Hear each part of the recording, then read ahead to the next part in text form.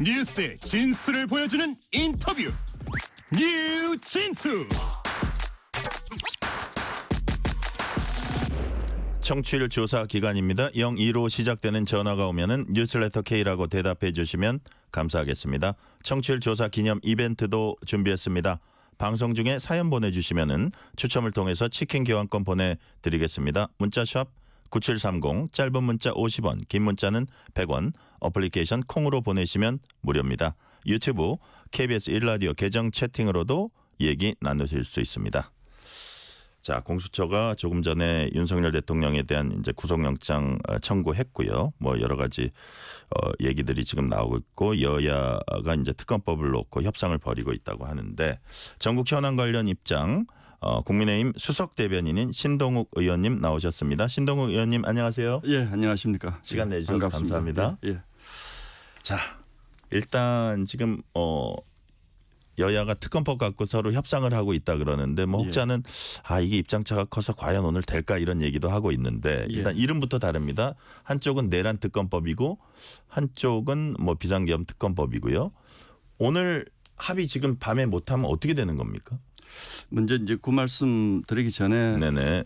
이 합의라는 것에 대해서 또 협상이라는 것에 대해서 먼저 좀 배경 설명을 조금만 드리겠습니다. 예. 이제 저희 당이라든지 저희 당 지지자분들 입장에서 보면 사실 특검 자체가 필요 없다라는 것이 대다수의 생각들입니다. 네네. 지금 뭐 수사기관들이 경쟁적으로 맹렬히 수사를 하고 있고, 또 그러니까요. 대통령이 사실상 지금 구금된 상태로 수사를 받고 있는데, 특검이라고 하는 것은 우리가 흔히 이제 보충성, 예외성의 원칙이 지켜져야 된다라고 얘기를 하는데, 그게 무슨 얘기냐 하면 보통의 수사기관들이 수사를 했는데 국민들의 의혹이 너무 많이 남아 있다. 이럴 경우에 예외적으로 입법부에 행정부의 권한을 침해할 수 있는 특권을 준 것이거든요. 네네. 그런데 그럼 왜 지금 이 상태에서 특검을 하자고 이렇게 기관들이 다 경쟁적으로 열심히 수사하는데 하고 있고, 또 아시는 것처럼 이런 불법성 논란에도 불구하고 공수처가 지금 대통령을 체포해 가기까지 해서 수사를 하고 있는데, 네. 민주당은 왜 이렇게 특검을 하려고 할까, 이런 부분에 대해서 저희 당 지지자들 입장에서는 도무지 수용할 수 없다. 네. 이런 입장이 있습니다. 그래서 왜 국민의힘이 우리 특검법안을 냈는가, 이 부분에 대해서 의아하게 생각하시는 분들이 많은데, 그 사실은 민주당이 내놓은 두 번째 특검법이라는 것이 너무 엉터리고 너무 위험합니다.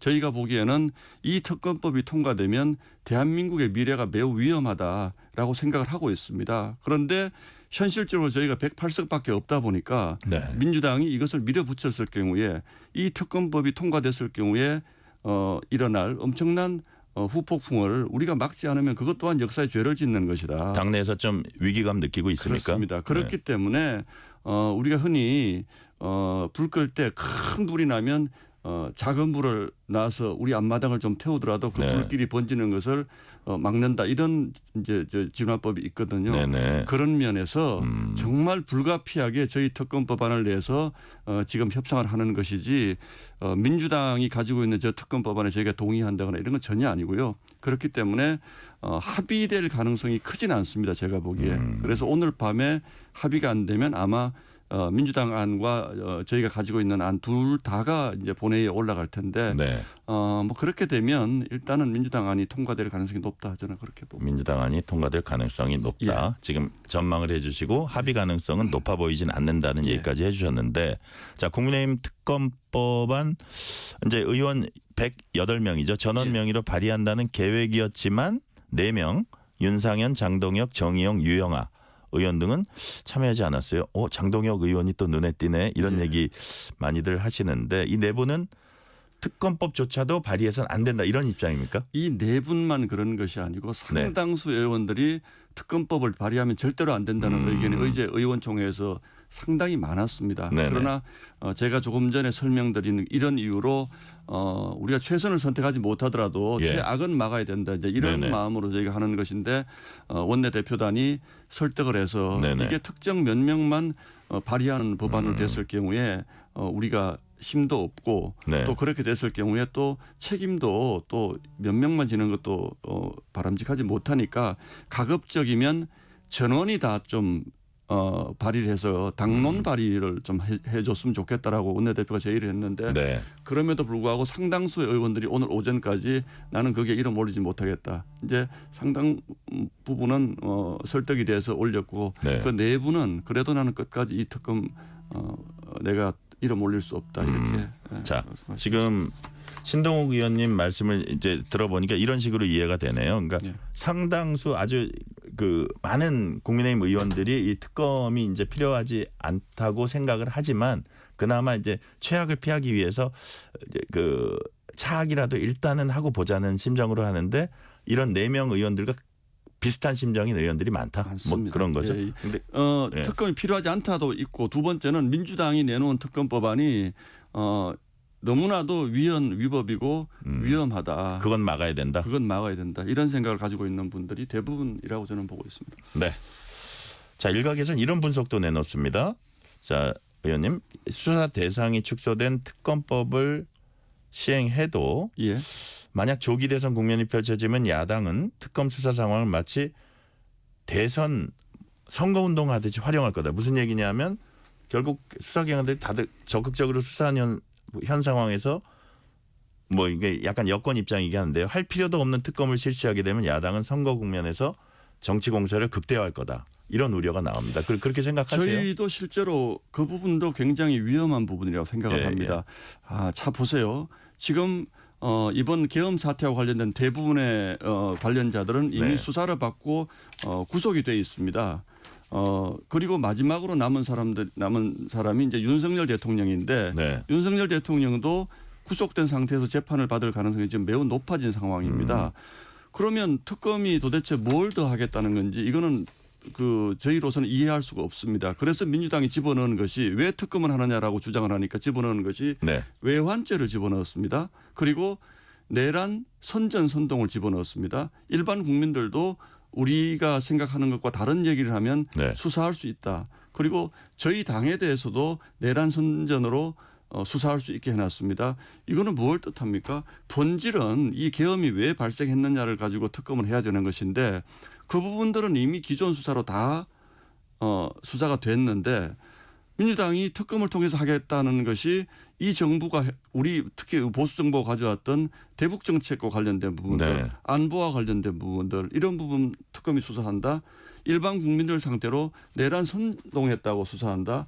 저희 당을 상대로 또 내란에 동조했다고 수사를 한다. 이거는 명백히 정치적인 의미가 너무나 네네. 강한 거죠. 더구나 조금 전 앵커 말씀하시는 것처럼 네. 만약에 이 상황이 조기 대선 국면으로 간다면 늦어도 지금 뭐 이를테면 뭐 서너 달 뒤에 탄핵 심판이 끝나고 2달 안에 대선이 치러진다면 네. 앞으로 5, 6개월 안에 모든 절차가 마무리될 수가 있는데 정확히 특검의 수사 기간과 일치합니다. 그러니까 그 기관을 예. 그것과 똑같다고 생각하는 분들이 많아요. 그러면 예. 그것이 곧 대선 선거 운동인 것이죠. 그것이 곧 대선 선거 운동이 왜냐하면 저희 당에 대한 공격을 하는 것이니까 이거는 수사라고 할 수가 없는 겁니다. 정치 공세입니다. 그렇기 때문에 이 부분은 네. 저희가 절대로 수용할 수 없다 이렇게 지금 주장을 하는 겁니다. 예. 네.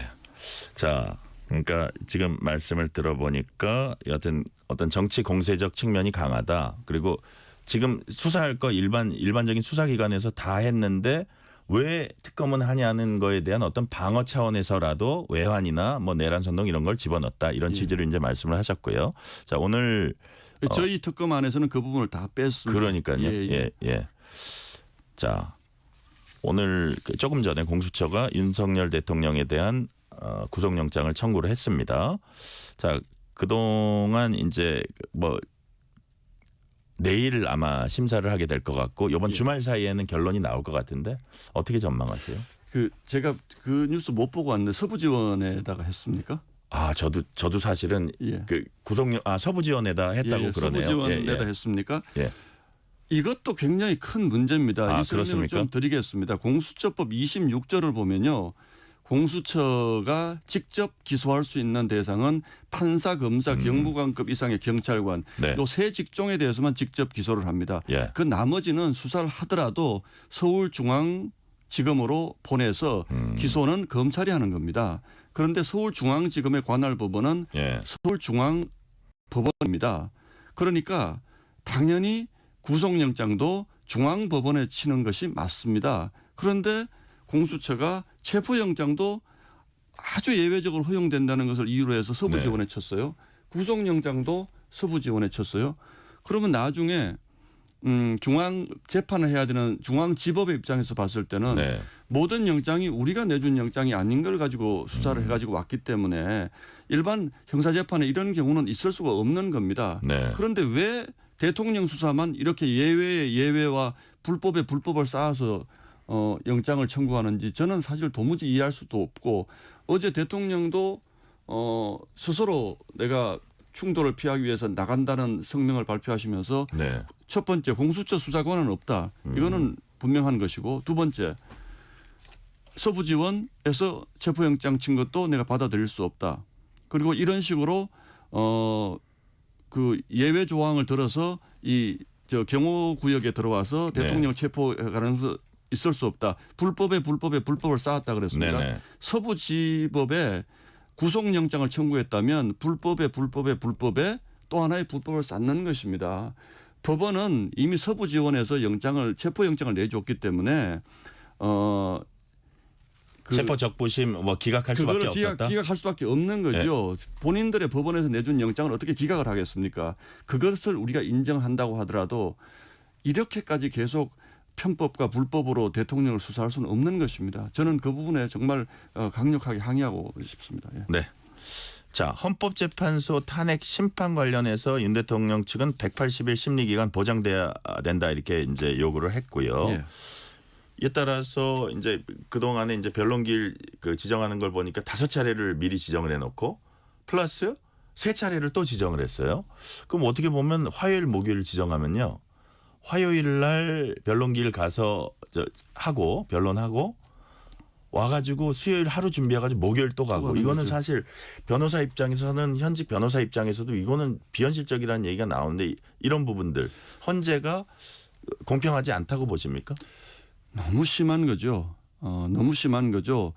헌재가 그동안도 이렇게 해왔다면 저희가 그러려니 하겠는데 유일한 근거는 대통령을 비워놓을 수 없다는 뭐 이런 국정의 혼란을 헌법재판소가 나서서 빨리 수습해야 된다는 이런 명분이 되겠습니다만 네네. 헌법재판소 스스로가 국정 혼란을 막아야 된다는 이 헌법적 가치를 지금 실천하지 않고 있습니다. 한덕수 대행이 어떻게 됐습니까? 정말 납득할 수 없는 대통령 권한대행도 200석 이상이 돼야지 탄핵할 수 있다는 대다수의 법조인들의 의견을 무시하고 총리 한덕수에 대해서 표결을 해서 150석이 넘었다고 해서 탄핵을 했습니다. 대통령이 탄핵되고 네. 총리까지 탄핵시키고 대행이 지금 국정을 운영하고 있는데 그렇다면 총리부터 빨리 정상화 시켜야죠. 151이 맞는지 200이 맞는지 이 부분을 빨리 심판해야 되는데 이거는 하는지 안 하는지 저희가 알 수가 없습니다. 이진숙 방통위원장 6개월 지났습니다. 도대체 했는지 안 했는지도 저희가 알 수가 없어요. 감사원장, 서울중앙지검장, 국방부 장관 전부 탄핵된 상태입니다.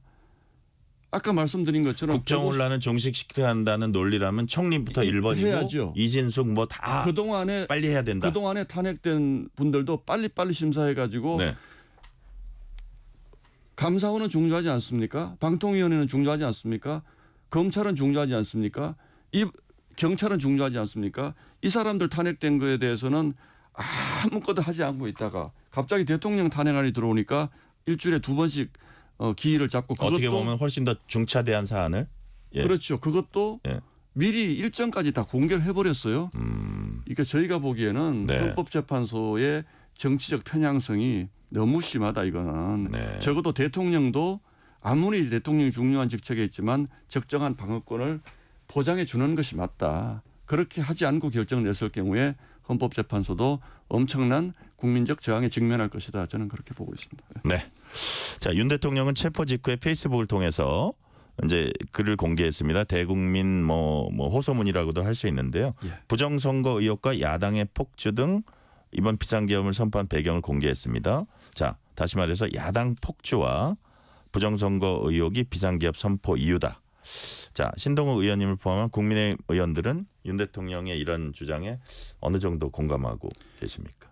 야당의 폭주는 제가 다 설명드리지 않더라도 이미 국민분들이 다 알고 계십니다. 네네. 저는 22대 국회에 와서 처음으로 왔습니다만 저희가 이 야당의 입법 폭주, 입법 독재 때문에 정말 아무것도 할 수 없는 상황이었습니다.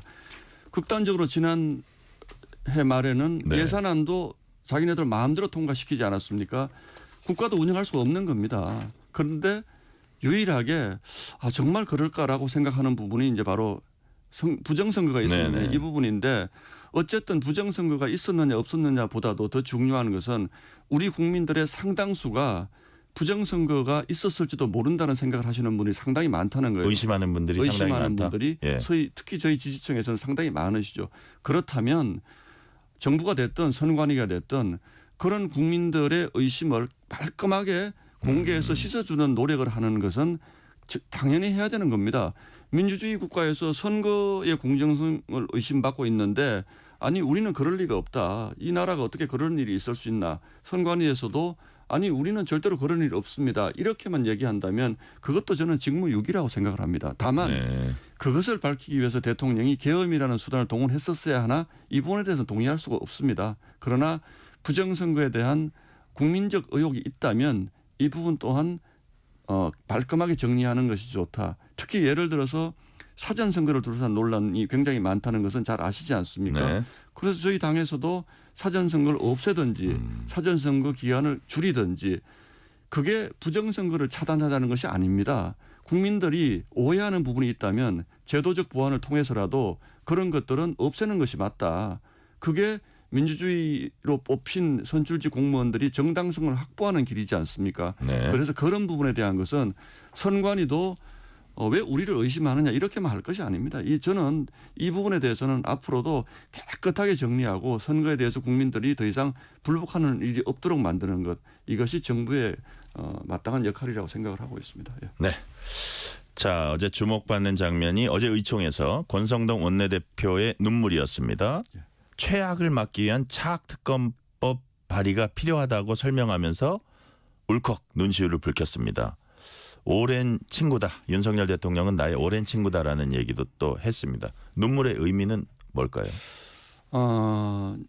사실 어제 이제 의원총회 분위기가 굉장히 무거웠습니다. 네. 저도 뭐라고 얘기하기가 어려울 정도로 분위기가 무거웠는데 물론 뭐 권 대표의 눈물은 여러 가지 복합적인 의미가 있겠죠. 다만 윤석열 대통령을 저희가 영입해서 대통령으로 만들어서 정권 교체를 하지 않았습니까? 네. 그 과정에서 많은 분들이 헌신을 했고 그런데 새 정부가 들어서자마자 민주당으로부터 이제 소위 친윤이라는 프레임으로 사실은 정권 창출했으면 그 집권 여당의 의원들은 다 친윤이고 친문이고 친이고 친박인 네네. 겁니다. 물론 그 정치적 이해관계를 조금씩 달리하는 분들이 있습니다만 그러나 네.